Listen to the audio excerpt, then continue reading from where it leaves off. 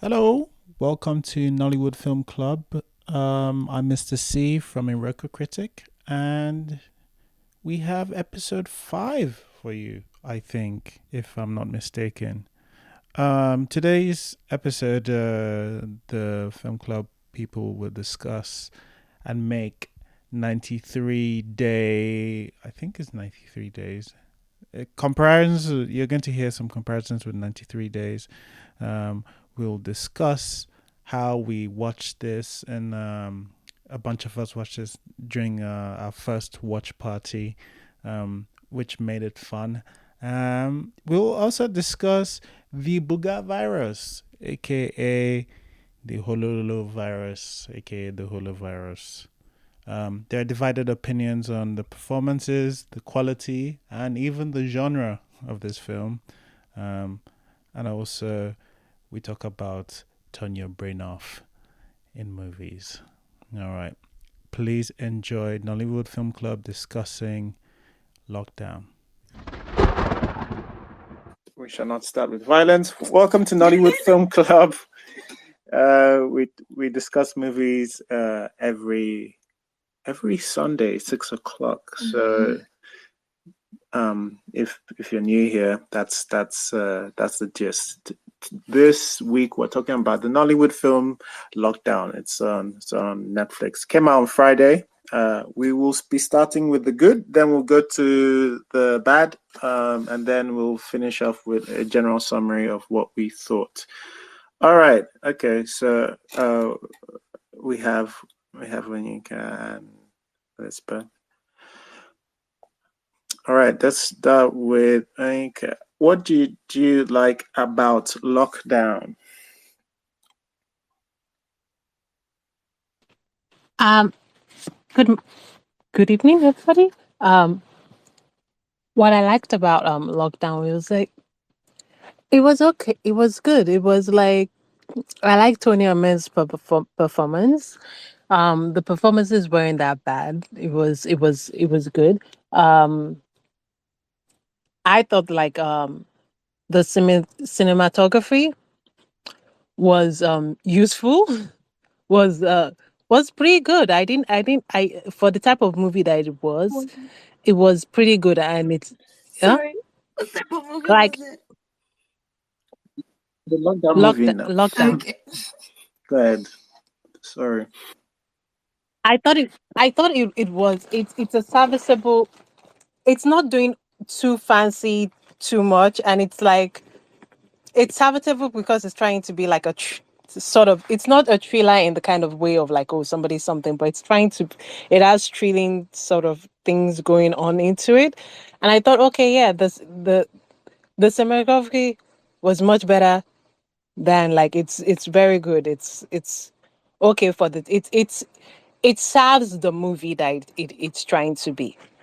Um, the use of the music sometimes was also very good. Yes, was whenever I say good, I do have reference points of like, okay, there are definitely reasons why maybe sometimes it might.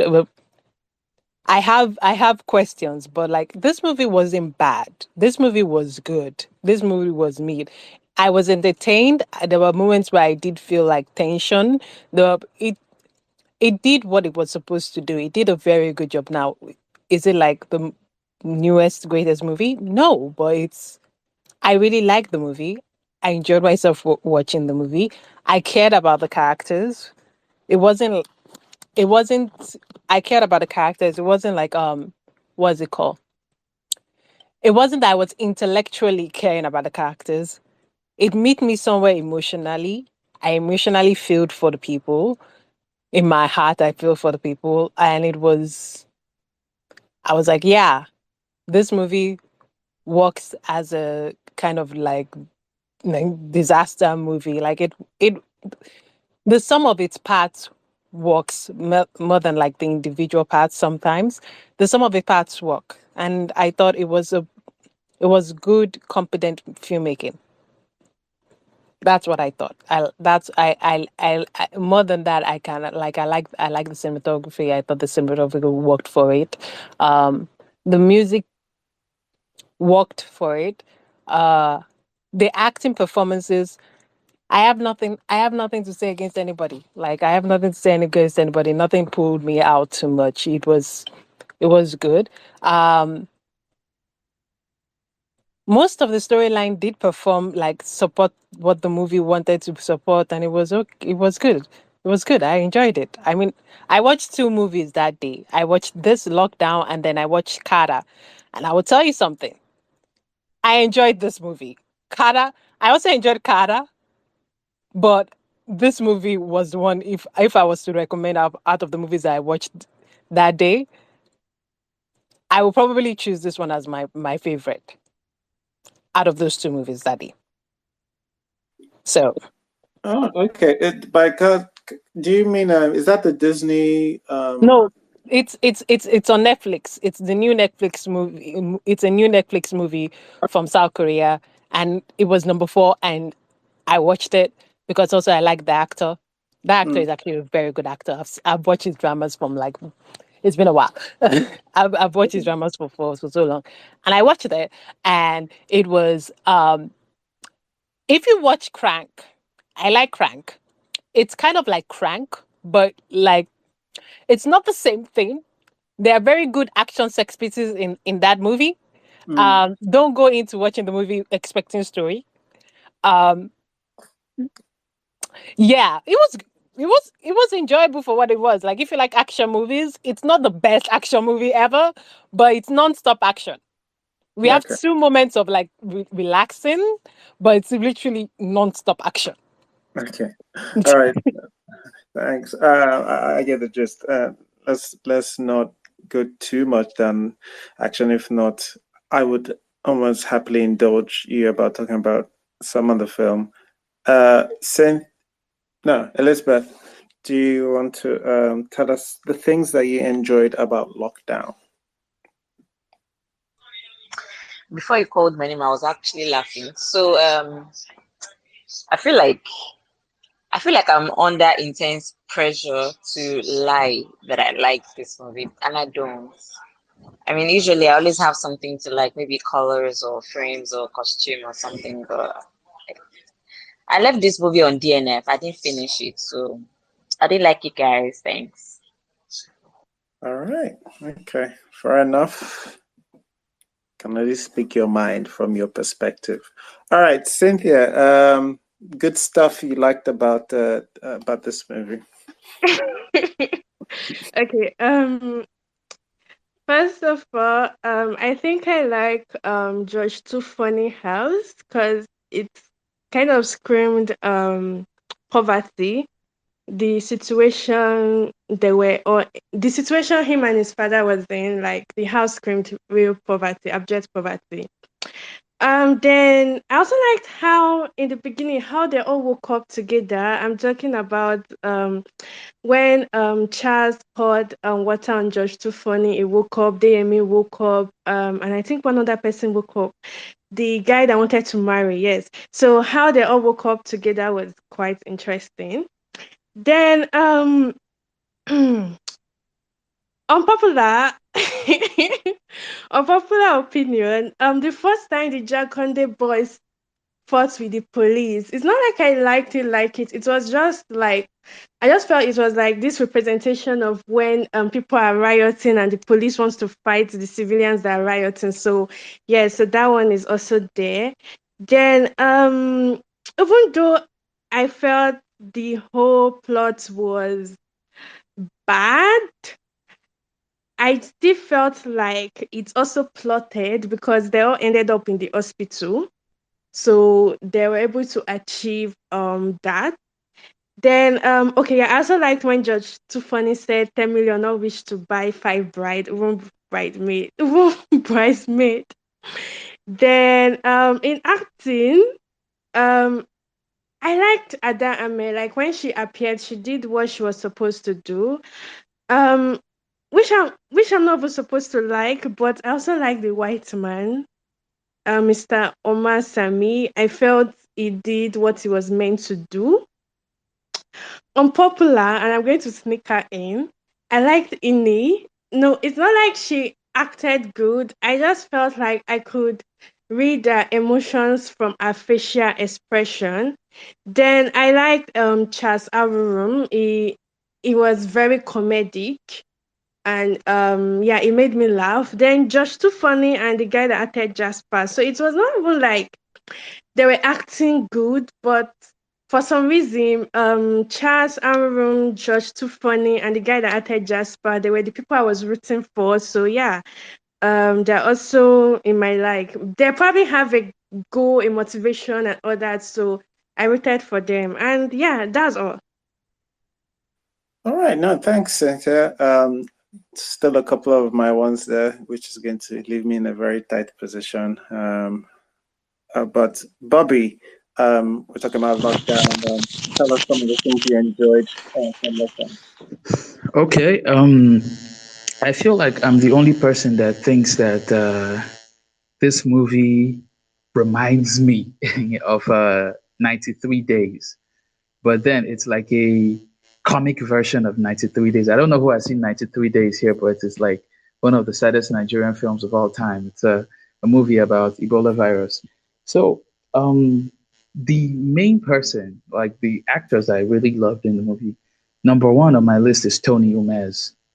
Tony Umez was one person I thought that would be rusty by now, and after being away from the game for like somehow so long, but he delivered perfectly well. Like his character, the emotion behind it, the sadness was so real. I could feel it. I could feel the sadness around his character, and he delivered perfectly well. I I love the part where he had to infect himself with the virus. What's the name of the virus? I can't remember the name. The solo virus or what? Hello, hello. Holo virus.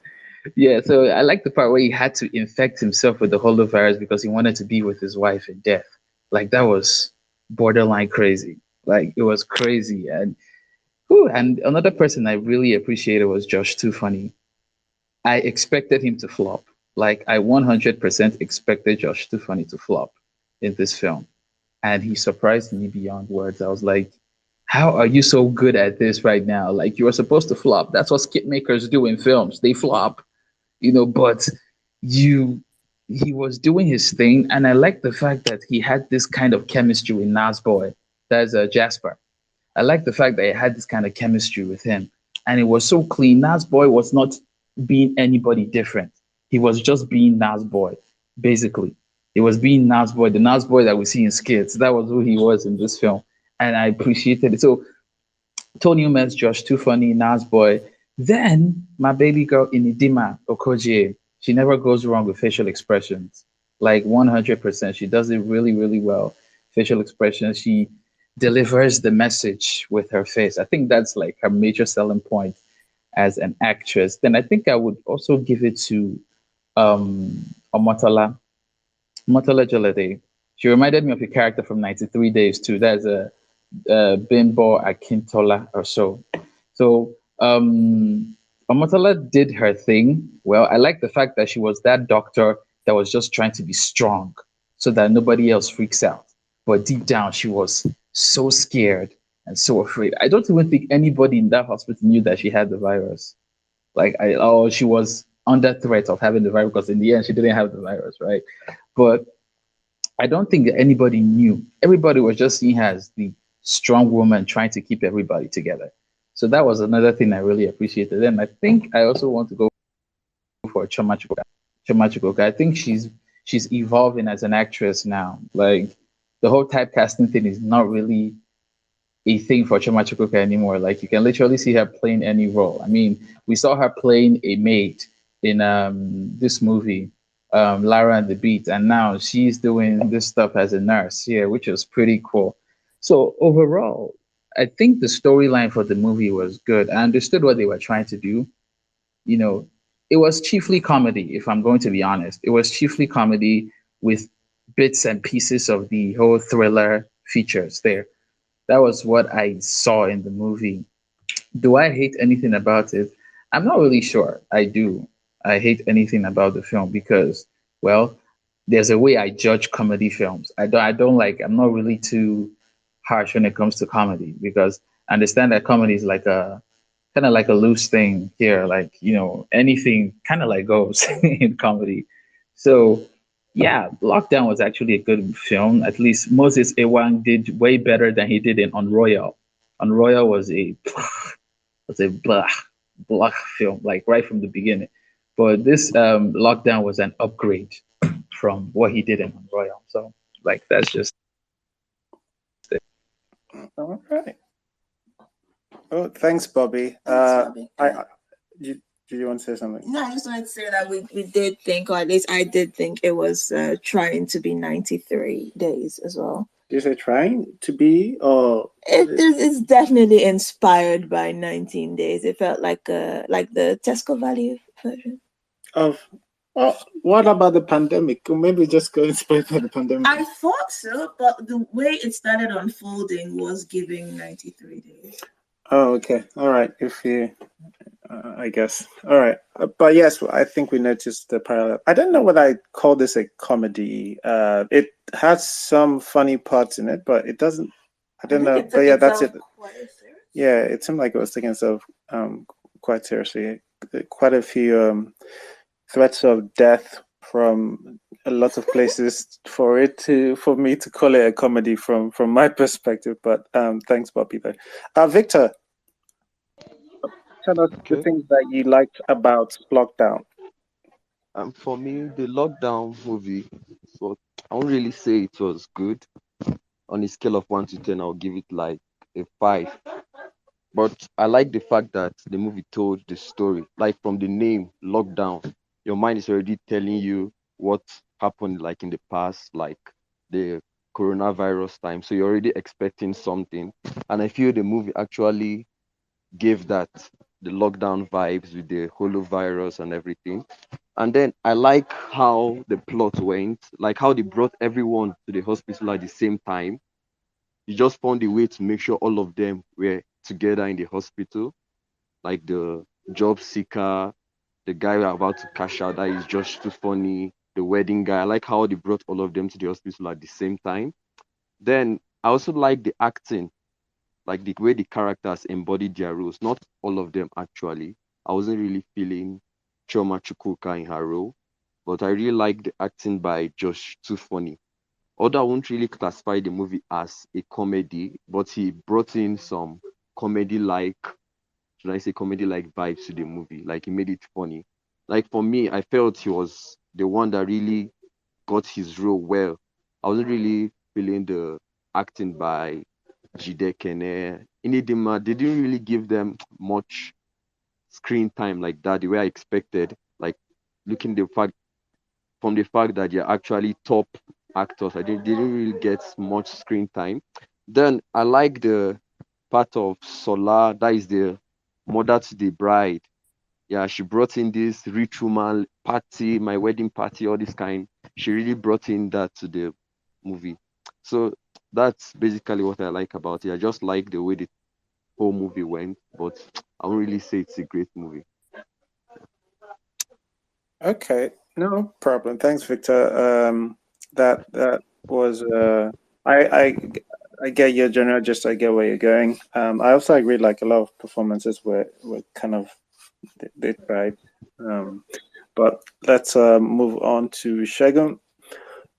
Shagun, tell us some of the things that you liked about Lockdown. Is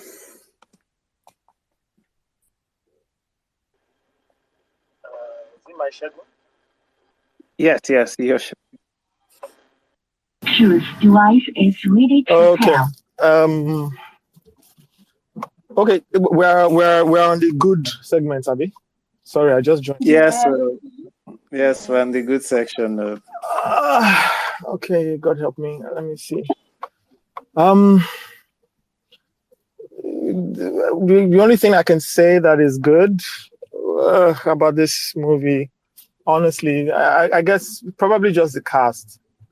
I'm trying to think through all the scenes. As a whole, for me, it's just. I mean, yeah, they had great cast. I don't know if the cast was appropriate for most of all the roles that that they featured in, but well, I mean, they did. That's literally the definition of recast. They are like, I mean, they did well with the casts. That is enough to pull eyeballs to eyeballs to the thing. And I mean, I think, and that's one of the major things I guess they set out to achieve. So yeah, that's pretty much it for me. All right. Miss C, I think you're next. Yes. What did you enjoy about lockdown? Okay.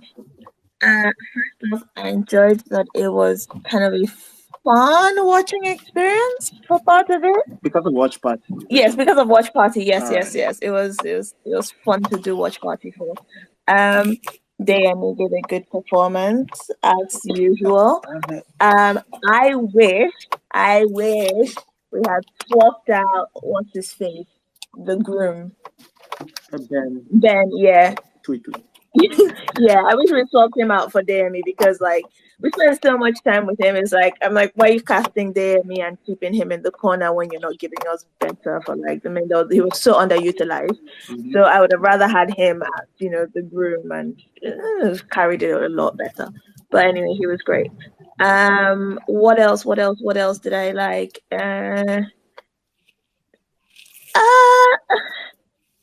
I really enjoyed the snipers.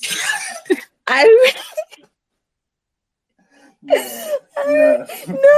You cannot steal the snipers. That's my one. This is theft. I need to be plagiarized. I need to like trademark. I can't take the snipers. Okay. Okay, No, sorry. talk about the Take the snipers. snipers. Take the snipers. You can have the snipers. Oh my god, yes. The trope of finding love in a hopeless place. I love it. I can't remember when I called it, and I can't remember people messaging on Watch Party going, "No, they're not going to fall in love." Of course, they're going to fall in love. Of course, his girlfriend's gonna his fiance is gonna break up with him for being caught in a lockdown through no fault of his, which will free him up to date Inidima's character. But of course, I loved it. Absolutely loved it. That was fantastic. Okay. I don't think you're taking this good part very seriously. I am. I enjoyed those things. Okay. All right. Okay. All right, that's me done. All right. Okay. Yeah. As people said, Josh too funny. I liked. I actually think, aside from being funny, I think it's a very good actor. Like some people have alluded to. I don't think that's particularly. I'm not too surprised by it. But I'm just glad he wasn't given a just too funny role to play in the film, and he did pretty well with that. I thought most things were lit properly, not always artistically, but hey, we saw people for the most part when we needed to. I liked they set some guy on fire. That was cool. Rattlesnake has done it, but I enjoyed. Anytime you can add something to a bit of production, it makes sense. You're doing a riot, you would throw a what's it called, a muzzle, the petrol bomb type thing.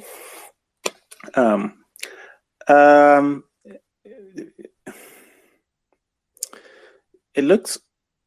I was gonna say it looks. It kind of looks weird. I was gonna say it looks good. A part of it that looks strange. I don't know. I'm not gonna lie. I'm struggling a bit for the, especially since Mr. C took my snipers. Still talk about the snipers. The snipers were fun, but not even in a good way, to be honest. Because sometimes when you were looking at the scope, anyway, that's not this time. I don't know. The truth is, like, I can't with Elizabeth because. And I guess where we can move into the bad now. I guess the problem with this is that the premise is just the premise is fine. Like, you can have a thing where there's a lockdown, but the biggest problem for me was we spent almost 40 minutes setting up all of their backgrounds only for them to get to the hospital and then keep on repeating their backgrounds for the reasons why they ended up in the place they ended up, which made all of the time we spent setting up redundant. Like we could have just started in the hospital and would have, well, I would have not really lost anything because everybody, not even just once, like almost everybody at least once, twice, three times repeats why they're in there and why they need to get out. And it would just, I guess that setup for me wasn't great in the first place. It didn't feel endearing, but I don't want to take up other people's stuff. But so I'll let other people speak on the things they didn't like. Elizabeth. Okay, so why don't I like this movie? First, I think I've mentioned that I did not finish it. So apart from the fact that I was out with my friends, drinking shots, I actually did not finish it because it was a terrible movie. But I would also tell you the reason why. Everything about this movie is reductive. I mean, Bobby tried to tell us that this is a comic version of 93 Days, but yeah, so if it was the comic version of 93 Days, I would expect like some form of maybe not parody, even if it's trying to be serious. I would expect something. I'm really trying for a reference here. I can't find it, but okay, let's say something like Hot Fuzz, where you're using an idea of a detective movie and you're trying to also make it funny while at it. But this is not what this movie is doing. This movie is not trying to get you to laugh. It's trying to go for something serious while infusing comedy here or there. And it isn't just because this movie is reductive in everything. The plot is reductive if you try to juxtapose it to 93 Days. The acting is reductive. It's like almost everybody came in and wore their best caricature moments, from the doctors to the cast to... I know everybody said Josh Tufani was impressive. He was sometimes to me. Well, half of the time too, I know that he's trying to go for funny. Also, the lines were pedestrian. Goodness gracious. We have this guy yelling before I even stopped watching it. It was Jude Kene is yelling at his friend. I mean, they just left the scene where they all just left. The three of them, the groom, his friend, and Josh Tufani's character. They were at the doctor's, and the doctor said, "Oh, okay, I'll tell you the reason why we're here. We're here because there is a virus named withheld. And then, please don't tell anybody, make it stay here." And then they went out. The lines that followed that scene, I was laughing. I don't know if I should laugh or if I should throw up. Then I wasn't also sure if it was the alcohol, but I really think it was all of the above. Because the next line was basically, "What do you mean? We should have been at your wedding." So I was wondering why the friend was very mad. It's not even your wedding, but yeah, I get it. But unless you're like his babysitter. But then he now said, "Why are you doing this? Remember what the doctor said to us." I'm like, nah, throw these people away. But anyways, everything about this movie is reductive, and that was the reason why I couldn't go further. Other times I would be like, nah, me go finish them. I must know what this movie is. But I was not interested because this movie failed to do what it should do at every point. Apart from it being reductive, a lot of scenes here, the lack of attention to details. By the time I was stopping this movie, they were saying that come to blah, blah, blah hospital. And Redditing Hospitals was showing at the very top of that building. I'm like, yeah, thanks for coming. I think this is the part where I check out.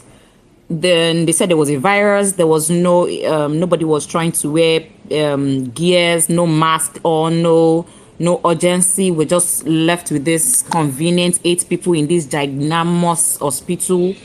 We're left with these 8 people in this, one would think is a very busy hospital, and the couple of, if it was some health center, I would buy this thing, but nothing in this movie seemed like it was working for me, and that was why I stopped.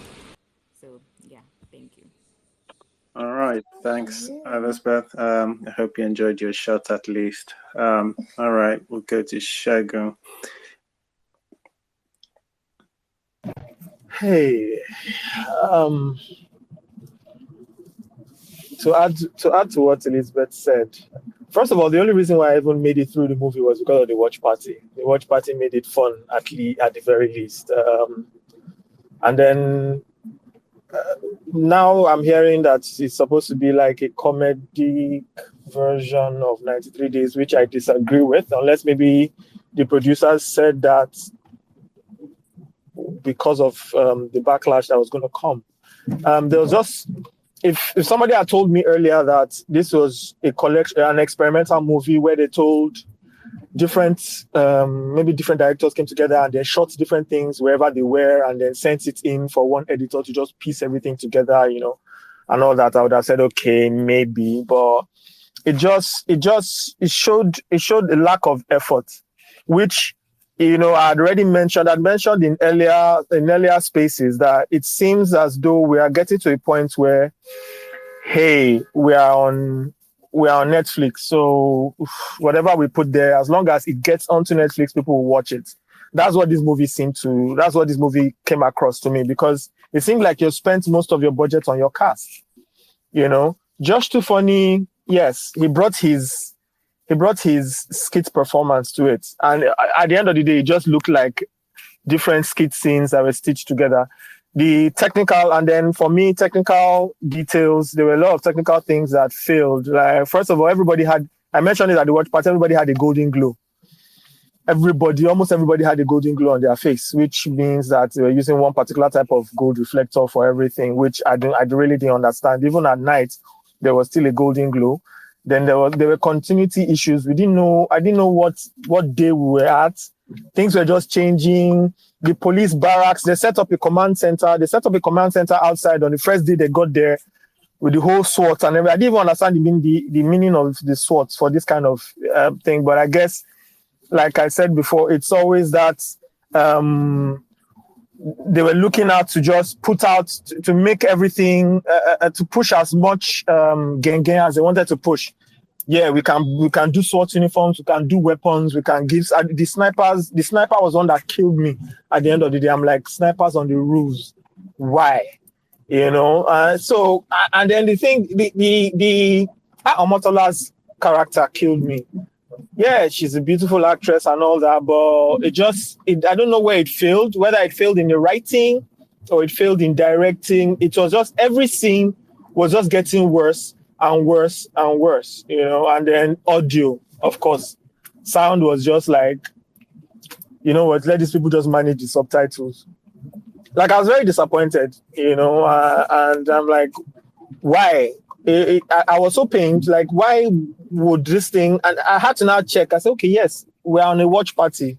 It's not like it's playing from someone's laptop, it's playing from Netflix. This thing is playing from Netflix. That means that Netflix accepted it. I don't know. For me, it was just a letdown. All those parts, the love story thing, like Mr. C had mentioned in the beginning, they spent so much time setting up their backgrounds, and then they kept repeating and repeating. I don't know if they had established one or two characters, established some backstory. Maybe it would have made some sense, but for me, it just became very disjointed, and it ultimately just became like different skits that were just stitched together to make a movie with some effects here and there. I don't know, Jerry. I don't know. I just feel tired. I don't even know what to say again about it. All right. No, thanks. Thanks, Shaga. By the way, if you don't want to come up and speak, but you can send tweets using Nollywood, the hashtag Nollywood Film Club. You can also rate it on Nolly Data. We're having trouble with some Nolly Data for some time, but it's a place where you can review, register as an audience. It'll take 1 minute or so, and then review Lockdown. All right. I just wanted to piggyback off something Shaga said, like, with that, with the thing I said earlier on about like, we spent like 40 something minutes trying to like give everybody the setup to the reason why they're there.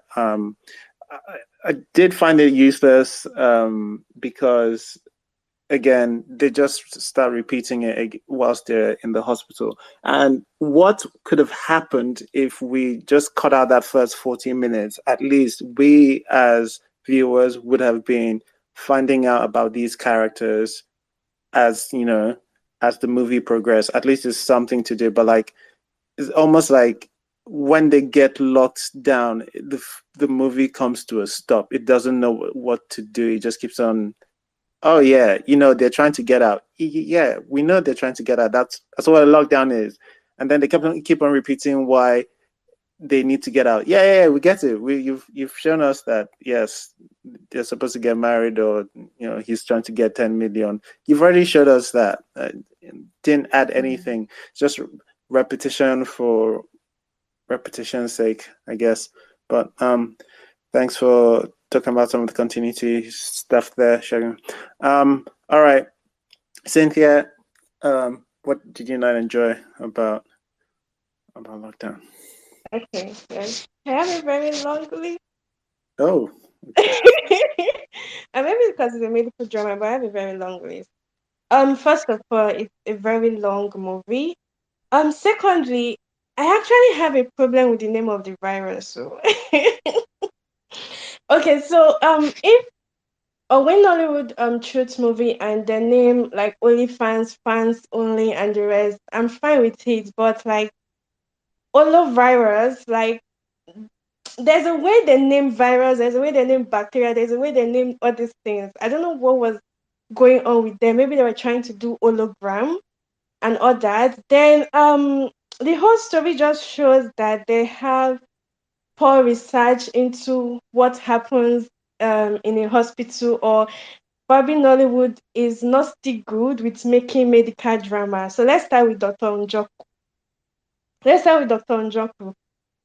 So I don't know why someone said we have to give Omotola something, because Dr. Njoku's character was the character that pissed me off the most.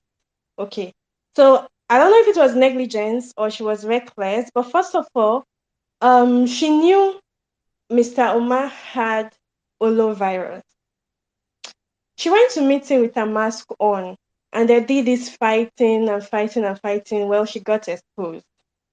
After she got exposed, she went to wash her face, and for every time she appeared, she had no PPE, nothing. Okay, even when she coughed out blood, she could see she had symptoms when she was wearing the green and green. Even after that, she was still appearing without anything, without any personal protective equipment. And I was like, why? And the thing that now pissed me off is like they didn't even make a character to die at the end. Like they tried to be like she survived. She was the most reckless. She deserved to die at the ending. Okay, now even though I said everything plotted, like they all ended up in the hospital. Most of them shouldn't even have been in the hospital. A good example was Ines' character. She went to the interview, she was already late. It didn't make sense that she was going to leave for a medical test. It's not possible. Like she was already late. She knew she was already late. She would have gone. A typical Nigerian or a typical anybody would have gone for that interview without having to go to the hospital for medical test or anything. Then I also find it odd that at the beginning Charles was using a big stick chew his to clean his teeth when we have normal size chewing stick. Then yes, back to when Omotola had this fight with the man, Mr. Omar. The nurse ran in with a syringe and she shook him. And the bad thing was, or the worst of it was, the syringe was still capped. So I don't know what they were trying to portray. I don't know. I don't know what they were trying to portray. And even if the syringe was uncapped, there is no how you're going to choke someone with a 2 mm or a 5 mm needle, and it will cross through the suit, the shirt, and into the patient's flesh or system or back. It doesn't make sense. Okay. Then we also had the fan cuts with Josh Too Funny. I think they tried to make the fans stop, so his hand cut. Okay, fine, his hand cut, but um, when mosquito bites me, I feel very uncomfortable. And this guy, okay, let me forgive the costume or the makeup artist for the terrible hand cut, but let's assume that his hand cut. There was not any time in the movie I felt like um his hand cut. His hand was still functioning very well. There was like nothing that showed that this guy's hand cut from a fan. Okay. Then like Shegun mentioned, the inconsistency with New Life Cavalry Hospital and Redditon. So I think they did some Photoshop or something where they had shown New Cavalry Hospital, because I know I saw New Cavalry Hospital, but it seems like when they all landed in the hospital, they were careless to still show us Redditon Lekki Hospital. So they had this inconsistency. Then yes, there's a virus outbreak. They locked the hospital. They brought NCDC. I was shocked that NCDC came with police. NCDC didn't come with all these fumigation spray to spray. NCDC did not come with PPE for the other doctors and the patients. NCDC did not come and immediately they set up isolation ward. They came in with police and snipers, and I'm like, why? Okay, so they also had this audio issue. There were sometimes I felt some people were echoing. Then they had this particular sound for more than 1 hour that felt like church bell, because I was just hearing dim, dim, dim. I was like, please let me be. I was hearing dim, dim, dim. They also had this annoying clock ticking sound throughout the movie, or almost throughout the movie. Then we have the cooler of rice for bribery. So I don't know who wrote that part that Shoba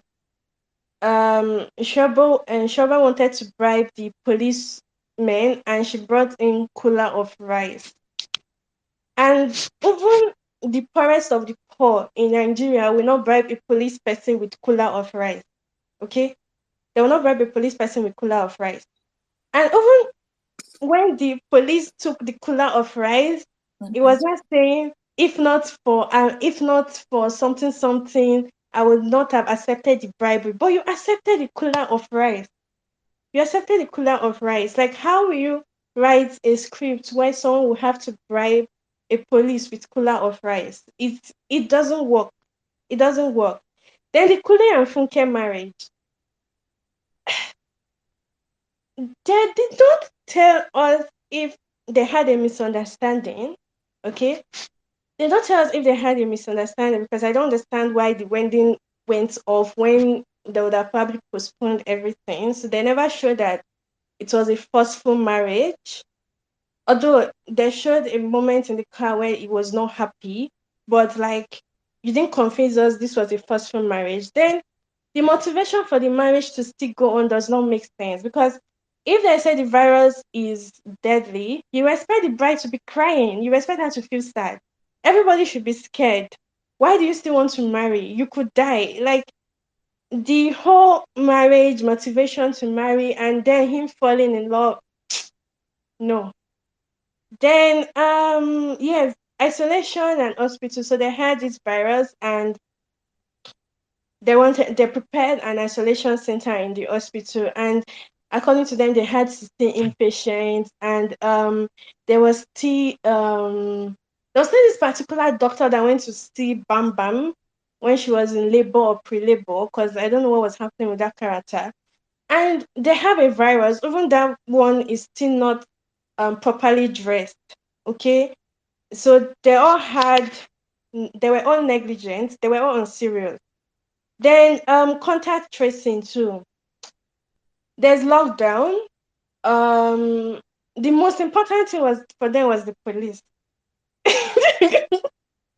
The most important thing for them was the police. It was later they had to be like, oh, we have shut down flights from Libya. Oh, we are doing contact tracing. Ah, okay, I forgive them. They can lock down the hospital, but I mean, the contact tracing is supposed to happen next or supposed to happen first. before the hospital. But okay, let's say they lock down the hospital. Like, why are you bringing police?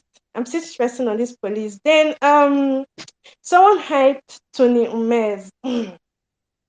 Okay, so they told us this man has a dying wife that have stage 4 lung cancer, and even throughout the movie, we don't even know who infected him. When they came back and they said it got positive, they now showed him entering a place that they put do not enter. Okay, who did you meet in the place? Because because throughout the movie, the person he had the most interaction with is the Dr. Njoku that survived. Okay?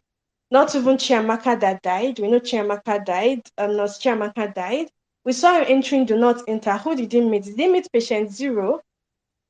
Did they isolate the virus and they kept in a tube that he went to touch?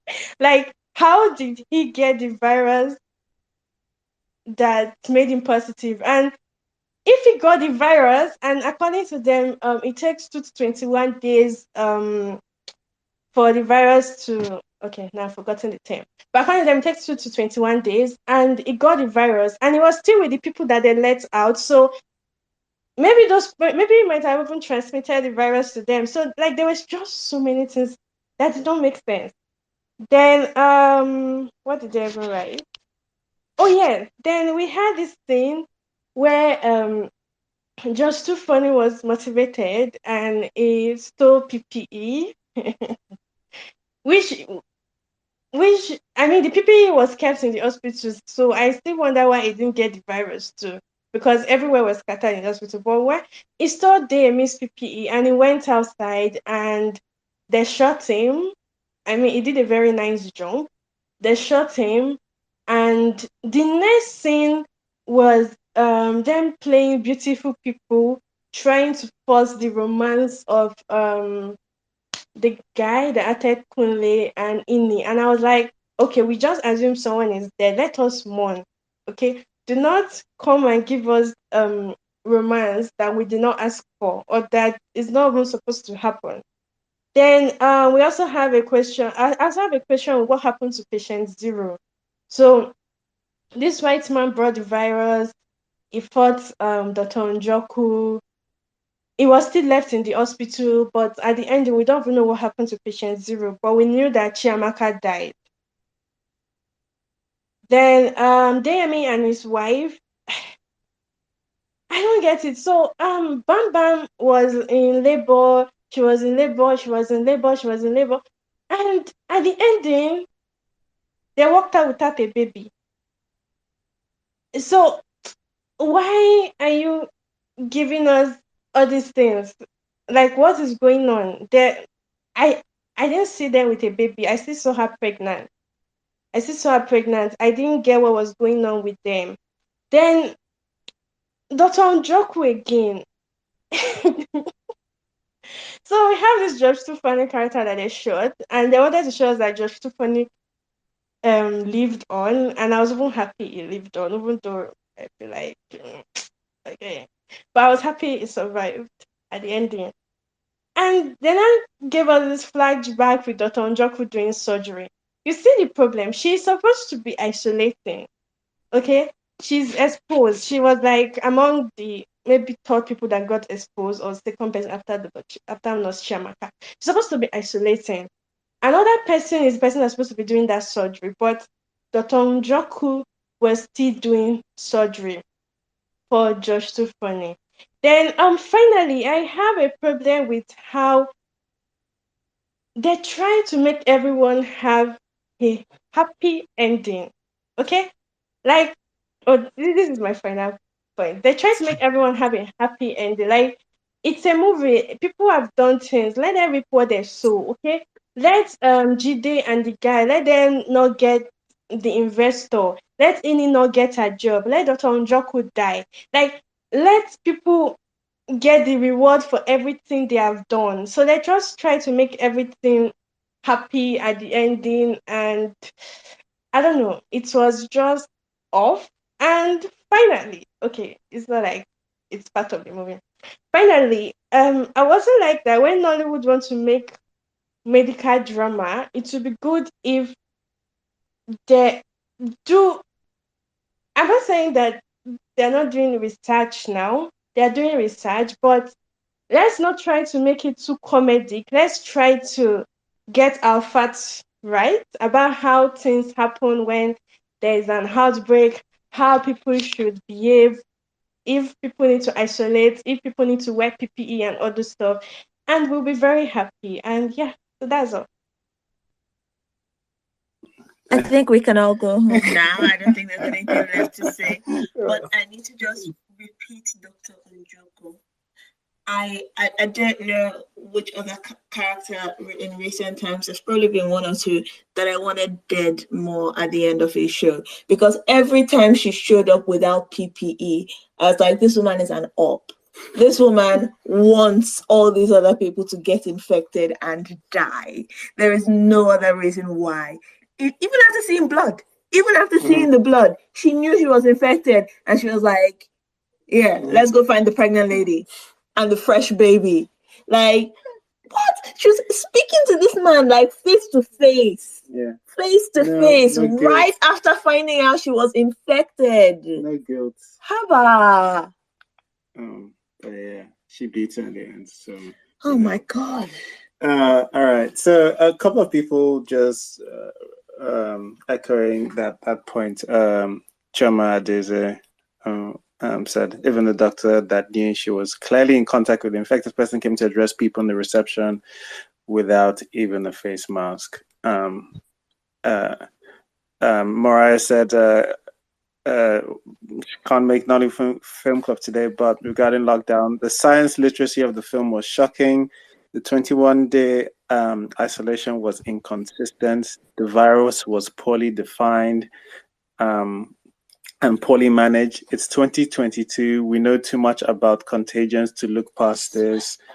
How does it make sense to shoot someone and put more strain on hospital resources than barricade the area then barricade the area and have tranquilizer guns? Yeah. All right. Okay. Yeah. Then barricade the area and have tranquilizer guns. The police propaganda was ridiculous. That was Mariah. Please feel free to send in your reviews using hashtag Nollywood Film Club, or you can rate it on Nunali Data. All right, I go on. Yeah, Cynthia, sorry, but like no matter what you're going to watch, there's not going to be like accurate medical medical knowledge or ascension. But yeah, like like what I said in the area, that this movie was okay, was meat. It was meat. What I was using for my judgment in that was like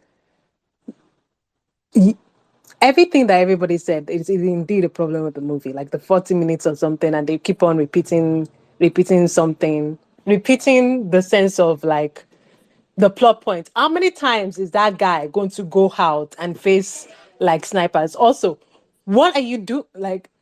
I have my master's in public health, and one of the things we do study is community condition. And from the very beginning of how this thing happened, I was just like, this is stupid. So because of that, I didn't use that to calculate it, because I already know they didn't do no research. And I already know that the story was not written very well. And it was just supposed to be some feel-good sort of thrilling movie. That don't make no sense. And everything Cynthia said is correct. It is ridiculous and stupid, and like because of that, I don't use that to judge it, because I'm like, oh, they're not making a movie about reality. They're making a movie in their own world, and for the something of the sense of their movie, I'm going to use it to judge it. That's frankly how I normally feel with movies. It's like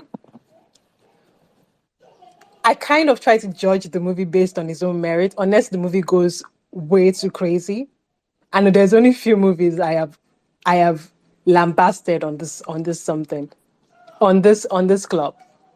One thing I will say nobody's mentioning is the fact that the music underneath, right? That thriller music that you hear, dun, dun, dun, that thriller music, they played it non-stop throughout. Non-stop throughout. And that thing sort of pissed me off. It Yeah, pissed I think Cynthia might have mentioned it because she mentioned everything. Do you think I didn't mention that? Yeah, I She think like that thing sort of like pissed me off. It like I was feeling truly, I was on the edge of myself. I was like da, da, da, da. But then I was like, wait a minute, why am I feeling like this? Why are they playing that song throughout? It makes no sense. But okay, that just allowed me to realize levels of judging this movie has to come down. The same thing with Carter. Like I was just like levels of judging it within its own something has to come down. It made absolutely no sense. Except for this is a feel good movie. This is a turn off your brain, movie. And everybody has an happy ending. The she comes out, everybody comes out of the something, by the way. There's only one security guard locking it up. They never even inform. This is supposed to be technically from the way they are all acting, right? It's supposed to kind of assume a coronavirus. It's supposed to be some sort of coronavirus disease type of thing, right? They don't say it, but with the context of when the movie is made and everything, it's obvious it's about the coronavirus something, even if you call it Olo something. I have no problem with that. That's hard. You say something that indeed we know in actuality when it's made, it's talking about something. Like the Crucible. The Crucible is not talking about 16th century which haunting. It's talking about the McCarthy that happened in the 1950s in America. That's what it's talking about. This thing is clearly talking about coronavirus, right? And they came out. They literally came out, and there is snipers pointing at them, and they are talking to people that are outside, and it's just like this isn't airborne. This is the best way I can say it is airborne, but it's not airborne. It's actually what it's airborne. Okay. At that point in time, they're talking about, oh, it's like kind of new. At the time that Corona first came, what was the first thing that everybody was saying? Once you have met, go out, it seems to be like an airborne disease. Those people that you met that are around already the hospital need to now come into the hospital because you just don't know. We didn't know a lot of things, and it was just like so stupid. It was incredibly stupid, but you know what? I don't even want to go on all the actors because the actors did what they said. They did what they said. The facial movements that they made match what they were saying. So I was like, okay, the actors did well. What we are pissed off about is the writing of the story and who wrote it and the actions that the stories gave the characters to do. So I'm not necessarily pissed off with like Omotola or any of the no. The thing that you have to be pissed off is the writing. The writer writes what the character is going to do. The writer writes what the actor is going to do. Yes, there are other things that goes in it. Maybe because you have a Omotola, you need to give a Omotola more scenes. So you maybe write more ridiculous scenes for her that doesn't need to be in the movie because it's a Omotola. Or you have Tony Ms. It's Tony Ms. Those things happen. But like, it makes no sense, guys. Don't think too much about it. Watch it. Enjoy the feel good something. Is this movie going to? I like the music thing was the one that pissed me off. I thought the cinematography just is serviceable. Um, every other actions that they made was very stupid, but I did feel for some of the characters, especially Tony Ome's character. I was just like, oh my god, his wife is dead, and he goes into a place where it takes I like Cynthia has already mentioned everything. Like that one made me laugh, but at the same time I felt bad because he wants to go back to meet his wife, right? There's a lot of points there that if it was given to a better, I don't want to say better writer because maybe this writer can actually write the writing or something, but like if it was done in a different context, in a different time, in a different ways, it could actually be a good story to tell, right? Somebody purposely killing themselves because they want to go live in with their love. You understand? Like, somebody being so poor that they are willing to give up their life rather than to go back to poverty, or a doctor trying to be a leader, trying to be the brave face in a difficult moment, even though the leader too is themselves scared. Those things could work in much better things and much better something, but it didn't in this one. And there's nothing I can say because Cynthia already said all the bad points about this movie because it's terrible. But enjoy yourself. You know what the movie is from the very first beginning. When you see like the movie is not going to make sense. Enjoy the good parts of the movie, and just everybody ends happy. That's a good thing about, I guess, about the movie. Everybody ends happy. Somebody magically gets their money. Like a lottery, something we want to actually give people their money. Lotteries don't want to give people their money. That's why it's a lottery, because you're not probably going to win. Just enjoy it. I like also, why did they shoot? You know what? Forget it. Enjoy the movie, guys. Turn off your brain. Watch Carter 2. Turn off your brain and enjoy the movie. That's all. All right. Nollywood needs a new slogan. Off your It's not, brain. it's not only Nollywood though, but like, yeah, turn off your brain and enjoy the movie. That's all I would say. All right. Don't put it to your heart. Turn off your brain and enjoy the movie. The stupidness of the movie. All right. Thanks, Priyanka. We're going to go to Victor, but I think he's dropped off. Let's see who we have coming up. Before Mrs. Higgins about, but yeah, I think it's gonna be difficult to top to say anything new after Cynthia. But I guess there's something to the spirit of the film that I do want to talk about. But like someone just joined as a speaker. I'm just looking for the person. One of the person's still here.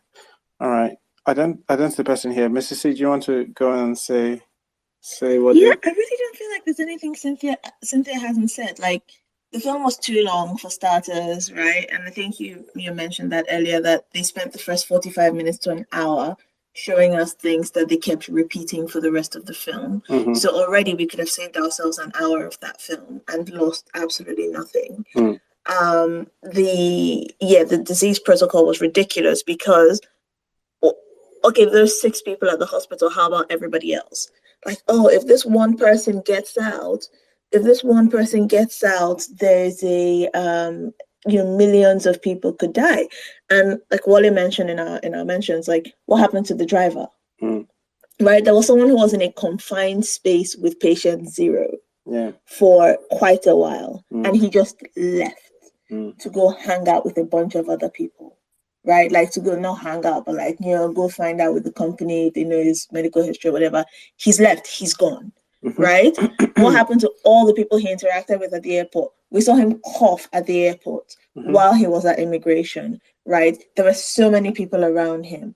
I understand the film wanting to focus on a small number of people, but there's a way that could have been done. Right. Like I don't know who mentioned 93.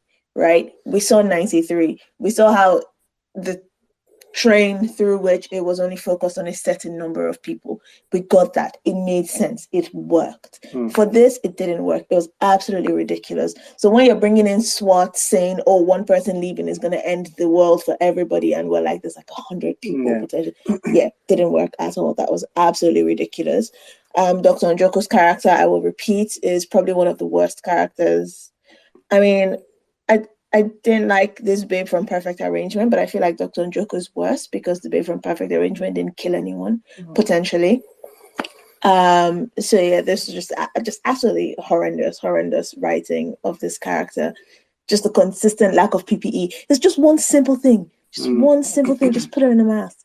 It wasn't that hard. Like we all have masks. Everybody has masks now. They're cheap. Put her in a mask. But yeah, I don't know, like there's nothing Cynthia hasn't mentioned, frankly. There are a lot of things that I found quite abhorrent. Atrocious. Okay. All right. I think Jenna also is trying to come up, but it's not working. If anybody has anything good they wanted to re-add to this, I'm all ears.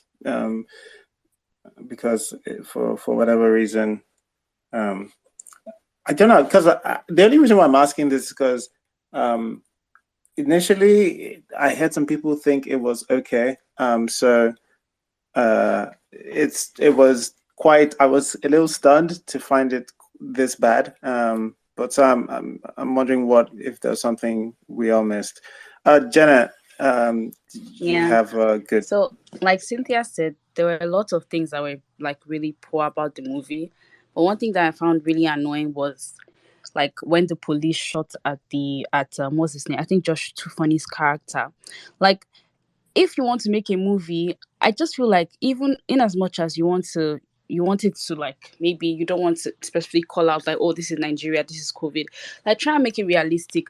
Why Nigeria, we have Boko Haram, we have how many things, and still you will not see snipers, as in there's no sniper waiting for the people, the terrorists outside. But because of 6 people in a hospital, as in, and one person that didn't even have a gun, as in this guy is not even armed, he's just running, and the commander, be the whatever, was like, shoot. And I was like, that was just like, so it did not make sense to me. Like, why are you shooting him? You didn't even shoot him with the gun in front of, it's the sniper that shot him. Man, yeah, that was it for me. But apart from that, like, if you're just looking for something fun to watch, like while you're eating or something, yeah, the movie is okay. But apart from that, if you want to seriously break it down, it's very poor. Yeah. All right, thanks, Jenna. Yeah, I think the sniper was that was the point where I was like, okay, I can start enjoying this as something that I shouldn't take seriously at all. And I remember when we first saw the snipers, I was like, I was gonna give this movie a 10 out of 10 if anybody got a headshot.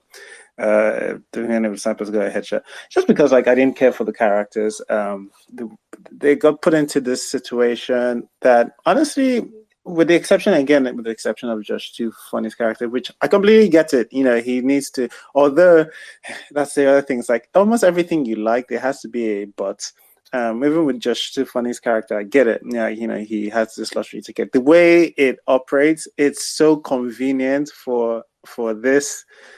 It's so convenient for the character. I know, like, you know, it's their world. They can make up the rules, but I can't help but seeing you obviously write it so it makes just for the added tension, like, so it doesn't feel organic. It feels a little contrived. So like, oh no, the identity wasn't when they. I think that did they show Josh Tiffany's face on the TV with the same clothes he was wearing whilst he was watching? I don't know. I can't remember.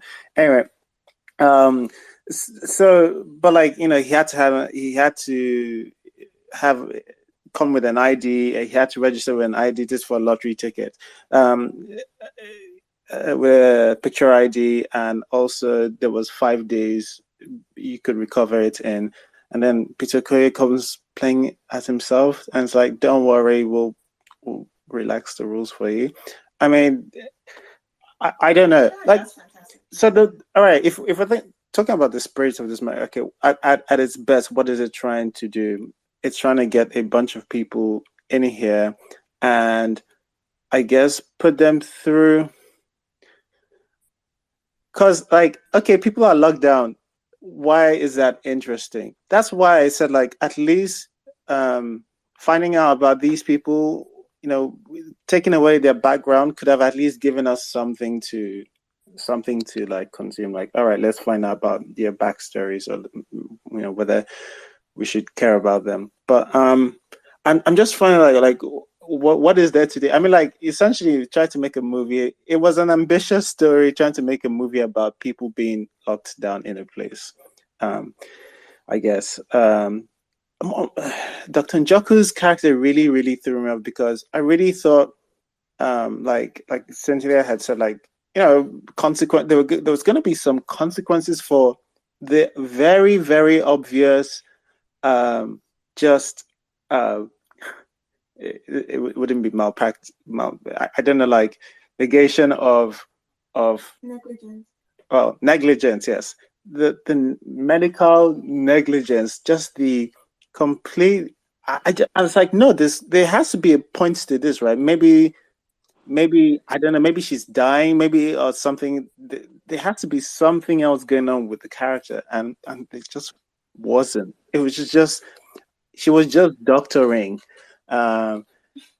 which blew my mind. Like so again, and Mariah makes a very good point. It's weird to make a movie this dumb about lockdown, given that we have just gone through it. Like maybe in 2018, when people don't know, like, hey, about mask, about protection, about staying. I mean, like, I don't think this would have passed the smell test, to be honest, because Dr. Njoku's character is that egregiously bad. I don't think it would have made any sense in any of my mature years, but certainly in 2022, it feels like such a weird thing to put up. I guess there was supposed to be some police, some commentary on police brutality there, which it's weird given them, because like they're supposed to be doing something like a good. Yeah, they're supposed to be doing sort of like a good thing. So like, it's weird that police give a shit about like keeping things on lockdown like that. Okay, all right. Anyway, but the thing is that this movie is not made to do whether police brutality. Is not commenting on that. It's taking an opportunity that the fact that this is what I think happened for the main reason why this movie exists. This is my own opinion. It is taking an opportunity.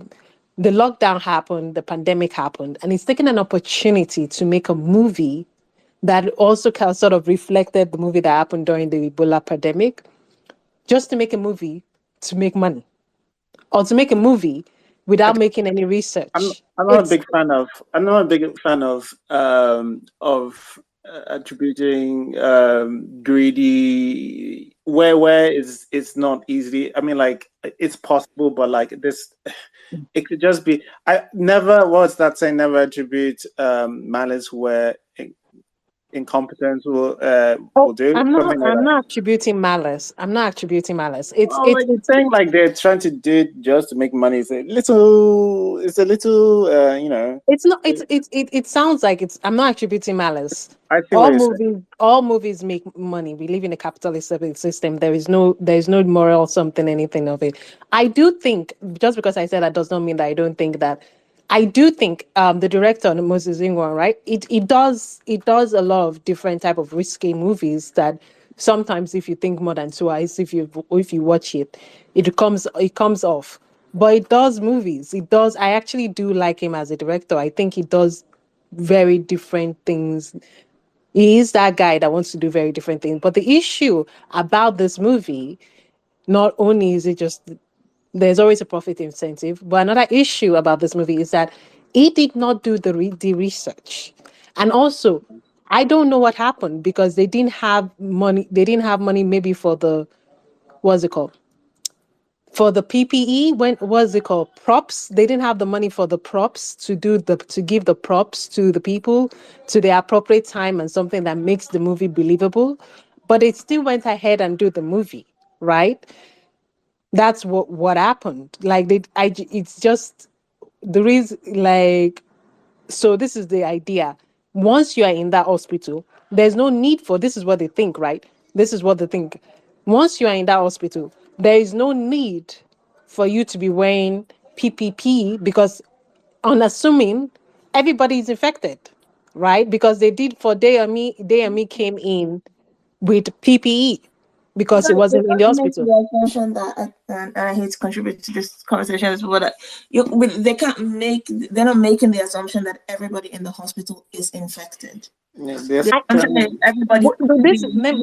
reason why everybody is on quarantine is because it takes 2 to 21 days, right, for symptoms to show. So everybody is on lockdown to see if they are infected. Which, will bring me to another point that irked me, was that they put all the infected people, but not everybody, right? Not the medical staff, but like the people that were there, they put them in one room, which was I don't know how y'all do quarantine, but if we don't know that anybody is infected and people might be infected, and then we put everybody in the same room, we're almost sealing the fates of everybody if at least one person is infected. And that just seems like a you know. Yeah. Yes, But the other point of the other that's part what of I'm it, saying.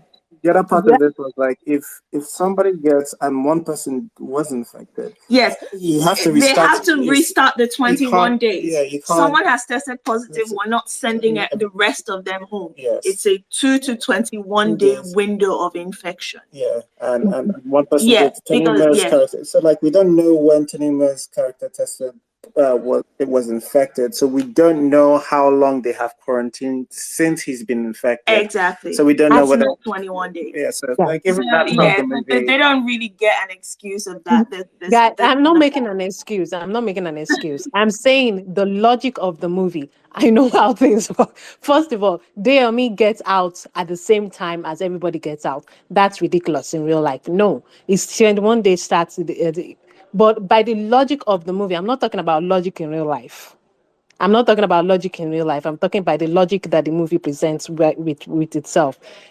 That's what they're doing, right? The logic of the movie is that, oh, all the people in the hospital that was in the hospital before they are in the hospital, they don't need to be wearing no mask, right? We can even see we see that scene. DME comes in with PPE. Why does DME get stuck there? Because he removes his PPE. Now that he has removed his PPE, he removes his PPE. Oh, he can stay there without no PPE. That's the logic of the movie. The movie has its own ridiculous logic that's the logic of the movie. And you have to ask yourself the question, what is the logic in real life that made it like the corresponding real characters should be wearing PPE? They didn't have as much PPE budget. So they are doing it to conserve they are doing it to conserve. That's the logic of the movie. Not real. Like I was watching the movie too, and I was just like, they on me should not be getting out. If it's based on that movie, it should not be getting out like that. Also, he wears PPE inside and he comes in good. The boy steals, that man steals his PPE. That's not how it happens. Once you come out with that PPE, there are people waiting around there. You're going to have to remove that PPE so that they can also spray you down.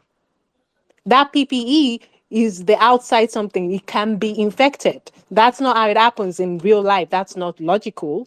But the story of the movie makes as its logic. And I have to think that the reason why this happened was that maybe they didn't have the props of the PPE on ground for all the characters that they need to write. Like first of all, she does wear masks. Dr. Njoku wears a mask. She wears a mask to go meet patient zero. And I think this movie is hilarious. I loved it. I love this movie. I loved it. She wears a mask to go meet patient zero, and the mask is supposed to protect her from patient zero because you know what? It is not aerosols, okay? It is not aerosols. And then she fights with a patient, does not bring what's it called, attendance with her, does not even tell the patient the reason why the patient needs to stay. Because she never tells the patient. She never tells the patient. This woman, this character has done so many malpractice from the very beginning that it's just ridiculousness. And it just has to be that and it's something that we expect. Movies always do this thing where they pick an area and then they don't do enough research or study of the area, or the practices of the area does not give words to good narratives, and then they just do some absolute nonsense that makes no logical sense. The truth about it is that like it's fine for like a lot of times when movies take shortcuts with a bunch of movie with science in one way or the other, is to service some part of a story. Like it's like we need to serve. We have this really interesting, cool idea, and if we just tip the scale on science a little bit here, we can achieve this other thing. But the problem is that this film, the science and the lockdown and all of that is the movie. This is what the movie is about. It's about the lockdown. It's about the procedure. It's about all of the measures they're trying to take that's what it is. Like, so if you don't get that, like, there's nothing else I mean, like let me not say there's nothing else. I know they have like mini dramas with their life that are unimportant and barely fleshed out and underdeveloped. But the main part of this movie is supposed to be the lockdown, the procedures, and all of that. They spend enough time on it, so like it's not like there's something else. But anyway, I think I've given this movie too much time, to be honest. Let's do the summary. So we'll start with by saying, by the way, if you do want to rate this movie, I actually had a really good. So at the end of the year, I'd be hoping to. I'd be hoping to do a thing with Nolly data accounts where we can look at the movies we've rated, like our top tens or something like that. And it'd be interesting to see what movies, when we're doing like a Nollywood Film Club top 10, like what we think of it. So that'd be interesting to do, but we can only do it if like people rate it. I guess you don't have to rate it on Nolly data, but like obviously it will help because you'll probably forget if you don't do it. If you don't do it on a week by week basis, it's very easy to set up as an audience. Go to nollydata.com, register as an audience member. It takes a minute, and you can rate and review the movies that we've talked about on Film Club. So having said that, shall we just do the summaries? All right. Jenna, you are our first time my guest. Please give us your overall thoughts of lockdown in a minute or two. So overall, I think for I think the directors or whatever they were trying to do, they really tried based on other medical based movies that like I've personally seen from Nollywood. I would say that like the movie was something I could say was interesting. Like I was actually glued to my screen, even though it was some parts were annoying. So yeah, I would give it like, if I'm rating it, I would give it like a 6/10. I think it was quite okay. Oh, thank you. Okay. If I was to rate this movie based on reality in real life, a 0. But if you want to have a good time, not take anything seriously, and laugh hilariously, and just something, it's mid. It's mid. It's mid. It's okay. It's a mid movie. Don't take it seriously. It's if you have other movies to watch, you want to actually like maybe watch a movie and actually enjoy and actually learn and actually do all that thing, watch something else. But if it's just to waste time and you want to do work at the same time and you want a movie in the background, watch this. It's not bad. It's not bad. There are some moments where you do feel for some characters. It's good. That's it. That's my rating. All right. Thank you. Cynthia? Okay. So the mistake of in summary, the mistake this movie made was to fabricate a virus, Ebola virus, because they got confused on what infection or disease protocol to take. You could see that when they showed the news, they had things like this virus has spread to Guinea, Senegal, trying to show the Ebola virus. But at the same time, you could see that they wanted to do a COVID kind of thing. And that's why, except in fantasy movies or movies that we know we're not going to take serious, Hollywood, Bollywood, K-drama, when they are writing a medical drama, they try as much as possible to retain the name of the disease or infection, okay, so that when they are writing the story, they will know the right guidelines to follow. So even though the movie was bad, I also think that if they had written this movie and they had the name of the virus as COVID, they would have done better in the protocol and everything. So please, when you're writing medical drama and you want us to take you seriously, it's always good to retain the name of the infection or disease, and it will help your writing and it will help the viewers. Thank you.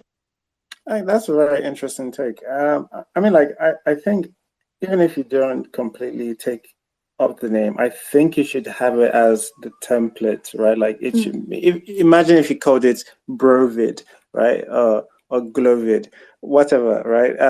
But just so that you have templates for the procedures, and so you don't have to make things up, and it's something that, like, hey, the audience can go, yes, we understand what's going on here, and we understand why they're doing this, and yeah, that's I mean, like, it's not really one for the suggestions, but yeah, that's not a bad one at all. Thanks, Cynthia. Shagun.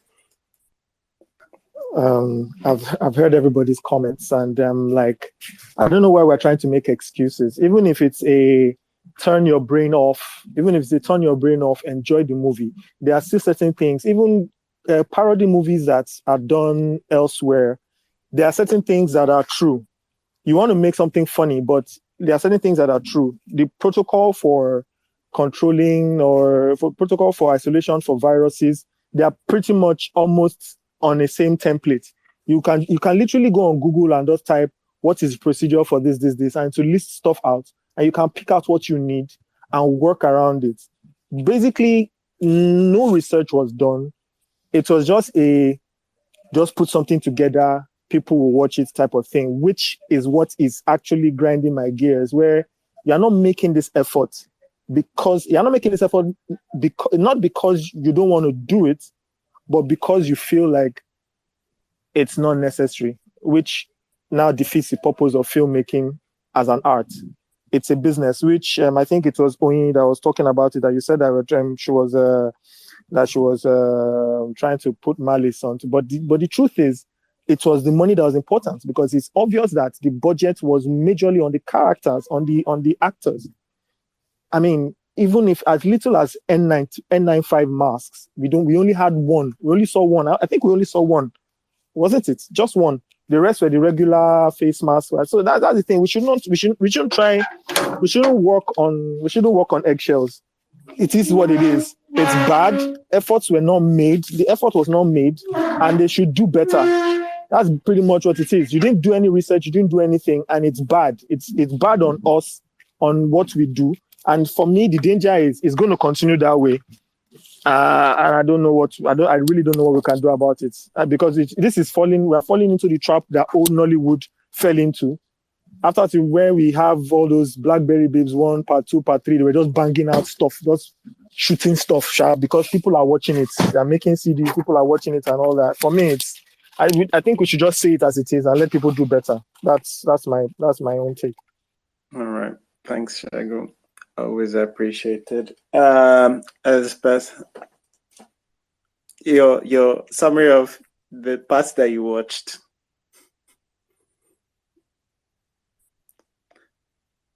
Elizabeth, you there? All right. Elizabeth might be taking shots. Who knows? All right. Mrs. C, do you want to? Yeah.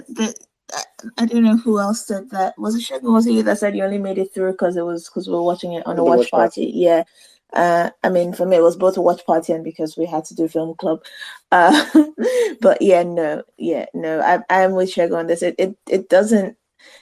It's not that much research. It's not that much research to get basic isolation protocols, especially now, right? And I was like, all right, if it came out last year, maybe they wrote it. It came out last year, yeah. So maybe they wrote it 2020, right? By 2020, I mean, COVID had still kind of, done a number on the world. So there was enough there. If they didn't have enough from COVID, they could have just watched 93 days, right? And seen some version of isolation protocol in film. If they just wanted to stick within Nollywood or whatever, they didn't have to go far. And there was just, no. So it's a no thoughts. It's a it's a no for me. Okay. All right. Elizabeth, put your hand up for you. Okay, so I realized that I missed my name right there. Okay, so I wanted to say that a bad movie is a bad movie is a bad movie is a bad movie. Thank you. All right. Ridiculous. All right. Okay. Well, yeah. I really used to like Moses Simwang's work. He's done some, he was one of the people I thought were pushing us into that new Nollywood, into that next era. but like some of the other directors, I just haven't seen him make positive gains in a while, and this movie is yeah, it's just not. I guess from a production point, there are things that it does that is kind of interesting. The riot, the guy on fire, maybe the SWAT team, and all of that. I guess, but as a whole, as a film, something like if you've been through 2020 and you're just so familiar with all of those, like we were locked down ourselves, right? You could have tapped into a lot of angst that a lot of people had. This should have been nightmare fuel for a lot of us who had been in lockdown in some form.